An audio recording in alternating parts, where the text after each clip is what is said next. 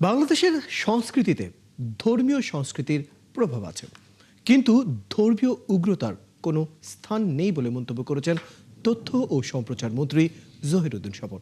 সন্ধ্যায় জাতীয় প্রেস ক্লাবে কাওয়ালি সন্ধ্যায় প্রধান অতিথির বক্তব্যে তিনি এমন মন্তব্য করেন। অনুষ্ঠানে এই ধরনের আয়োজন করার জন্য জাতীয় প্রেস ক্লাব কর্তৃপক্ষকে ধন্যবাদ জানান তিনি। এ সময় আগামী দিনে বাউল সঙ্গীত সন্ধ্যা আয়োজনের উদ্যোগকে সাধুবাদ জানান তিনি।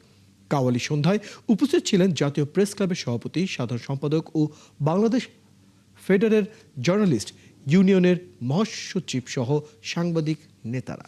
যা আমাদের দেশে একদিকে যেমন সংস্কৃতিতে ধর্মীয় মূল্যবোধের একটা বিরাট প্রভাব আছে, আবার একই সঙ্গে এটাও প্রমাণিত হয় যে ধর্ম নিয়ে যারা বাড়াবাড়ি করে এবং যারা এটাকে একটা বিচ্ছিন্নভাবে দেখার চেষ্টা করে মানুষের দৈনন্দিন জীবনের বাইরে, তাদের থেকেও আলাদা।